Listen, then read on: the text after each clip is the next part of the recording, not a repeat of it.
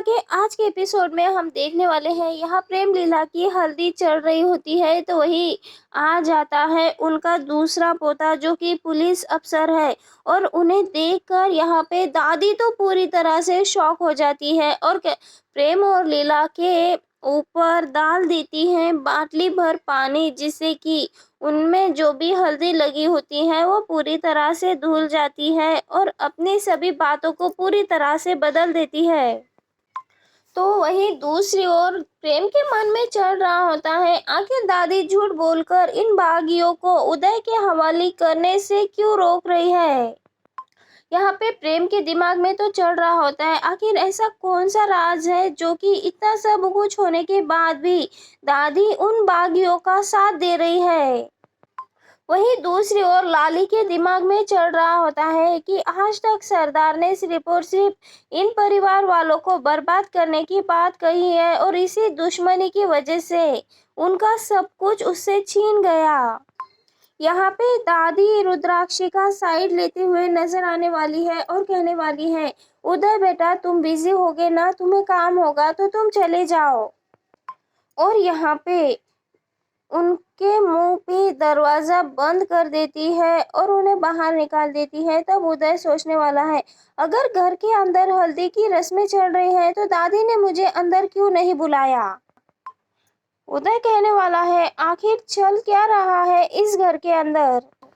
अब यहाँ पे नकली लीला गुस्सा करती हुई नजर आने वाली है और कहने वाली है, पुलिस से मदद लेने के बजाय आपने तो प्रेम और लीला की हल्दी ही करवा दी।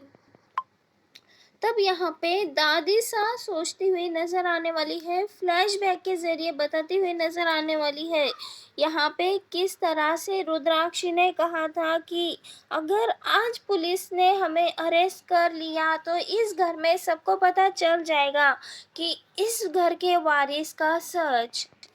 क्योंकि यहाँ पे रुद्राक्षी ने कहा था, अगर किस सबको ये पता चल जाएगा कि तुम्हारे बड़े बेटे और मेरा बेटा है जो इस घर का वारिस है, अगर ये सच सबको पता चल जाएगा तो तुझसे सब नफरत करने लगेंगे, तुझसे तो कोई बात भी नहीं करेगा और तुम्हारा प्रेम तो तुम्हें नफरत करने लगेगा, ये सच जानकर कि तुमने उनसे इतनी बड़ी बात छुपाई है। और ऐसे में ये सच तो अब मैं सबको बता के ही रहूँगी। तो यहाँ पे दादी सा रुद्राक्षी को ये सब कुछ सच बताने से मना करती है और उसकी हर एक बात मानने की कोशिश करती है। वही प्रेम दादी से सवाल जवाब करता हुआ नजर आने वाला है और कहने वाला है, दादी क्यों किया आपने ऐसा, आप ही बचपन से मुझे कहते आए हैं कि सच को कितना भी दफना दो लेकिन एक ना एक दिन वो सच सबके सामने आ जाता है। वही छोटी माँ कहने वाली है, माँ जी प्लीज बताइए ऐसा क्या है, ऐसी क्या बात है जो कि हमारे घर की शेरनी आज भीगी बिल्ली बने फिर रही है। यहाँ पे प्रेम कहने वाले हैं कि बागियों से इस दुश्मनी ने हमसे बहुत कुछ छीना है, दोनों परिवारों ने बहुत कुछ खोया है। तब यहाँ पे छोटी माँ कहने वाली है, दोनों परिवार, प्रेम का मतलब क्या है। यहाँ पे प्रेम कहता हुआ नजर आने वाला है कि मुझे जंगल में रुद्राक्षी ने बताया था कि हमारी इस दुश्मनी की वजह से इन्होंने भी अपने किसी चहेते को खोया है। मैं नहीं जानता कि सच क्या है और ना ही मैं जानता हूँ कि इस दुश्मनी की वजह क्या है, लेकिन इस दुश्मनी की आग को कभी ना कभी खत्म होना ही होगा दादी। आज आपको पूरा का पूरा सच बताना ही होगा दादी। यहाँ पे प्रेम कह देता है दादी से, दादी बताइए मुझे ऐसी क्या मजबूरी है आपकी जो इन बागियों के सामने आप घुटने टेक रही हो।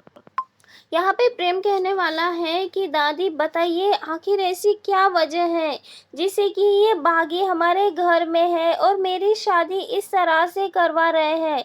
तब यहाँ पे छोटी माँ कहने वाली है कि इनसे क्या पूछ रहा है प्रेम, मैं बताती हूँ तुम्हें पूरा सच।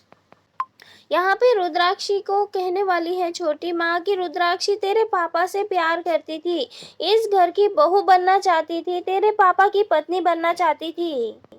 ये तुम्हारे पापा से शादी तो करना चाहती थी, लेकिन कभी भी तुम्हारी दादी बिल्कुल भी राजी नहीं थी, इस शादी के पूरी तरह से खिलाफ थी और इसीलिए इसके मंसूबे को पानी फिर गया और इसी वजह से ये तुम्हारे परिवार से, यानी कि हमारे परिवार से बदला ले रही है।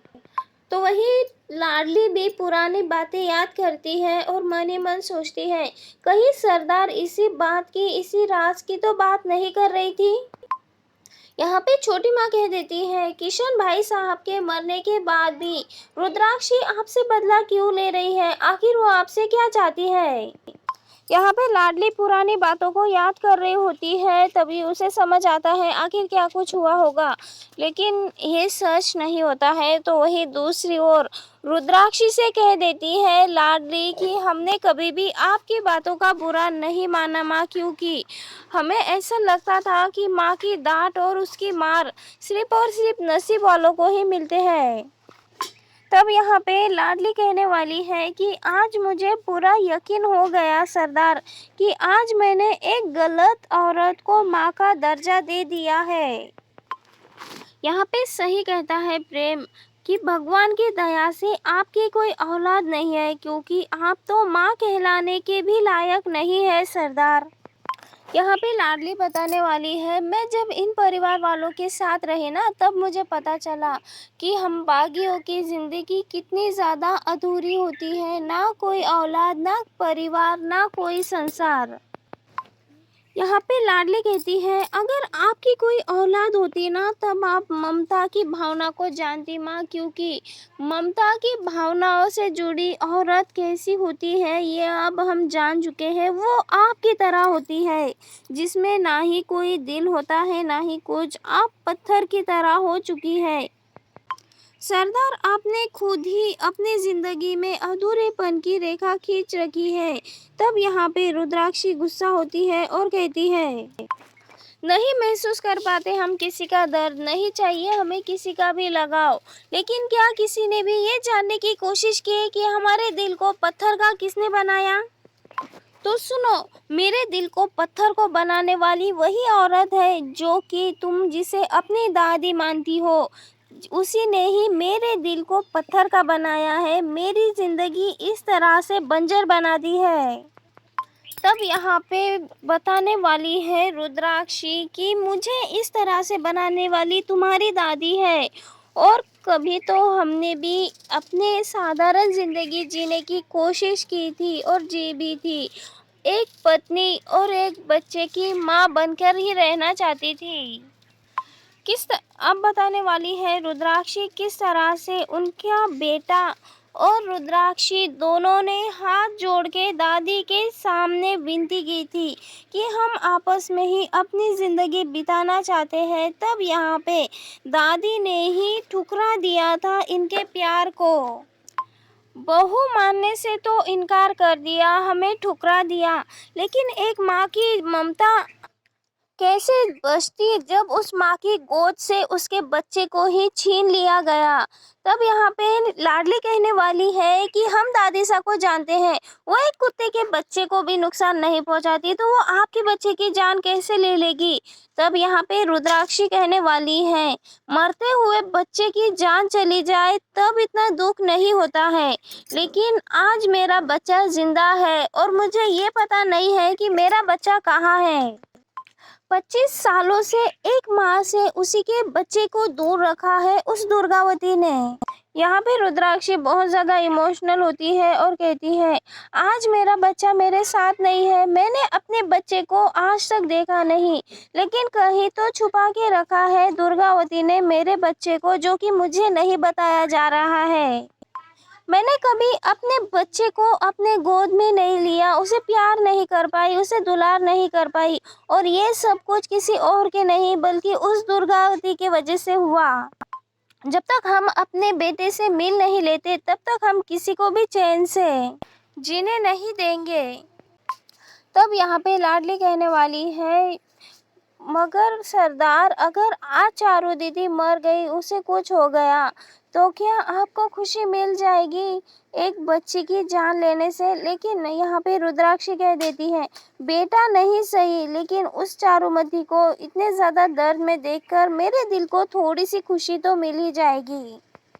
यहाँ पे लाडली कहती है, कैसी खुशी सरदार, आपको खुशी चारू दीदी को मारने से नहीं बल्कि अपने बेटे को गले से लगाने से मिलेगी। यहाँ पे लाडली कहने वाली है कि चारू दीदी जब ठीक हो जाएगी तो आपको दुआएं देगी, लेकिन हो सकता है शायद उन्हीं के दुआओं से आपको आपका बेटा मिल जाए।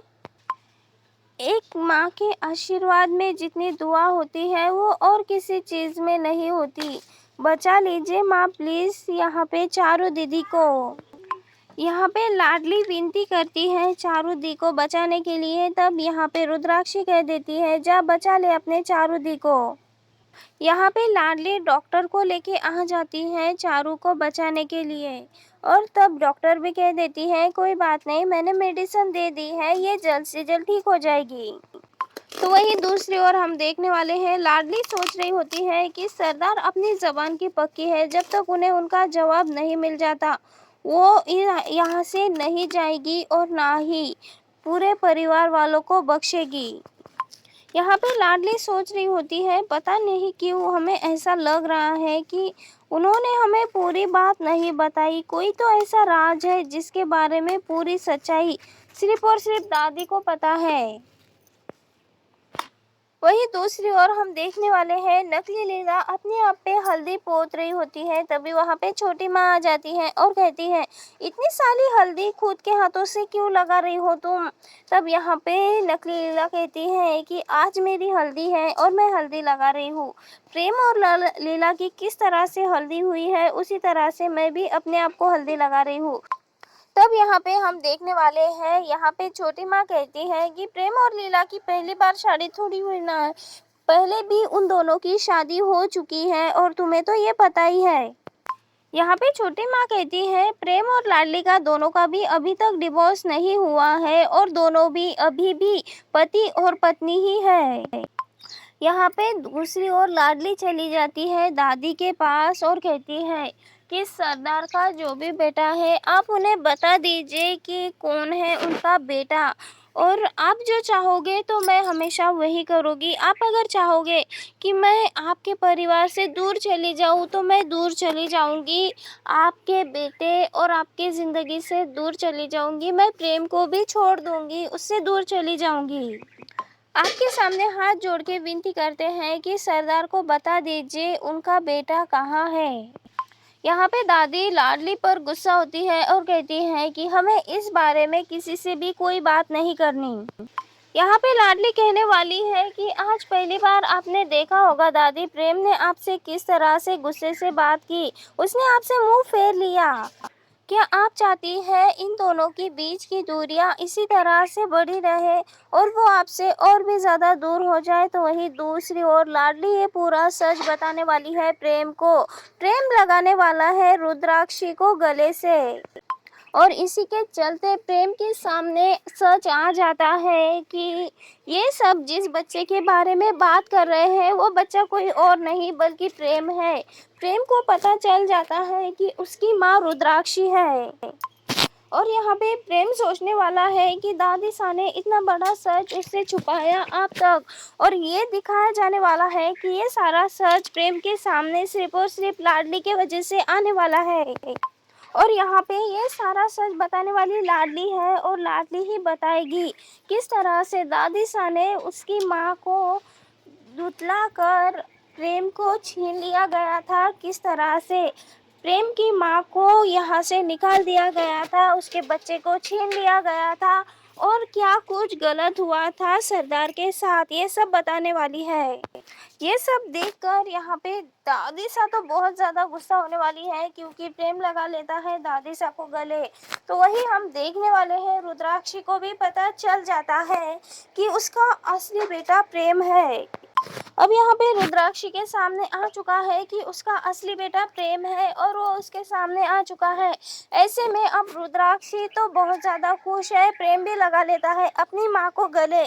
तो वहीं दूसरी ओर लीला का सच भी आने वाला है। प्रेम और परिवार वालों के सामने रुद्राक्षी बताने वाली है किस तरह से दूर किया था रुद्राक्षी ने ही प्रेम को, प्रेम की लीला से। यहाँ पे रुद्राक्षी माफी मांगते हुए भी नजर आने वाली है।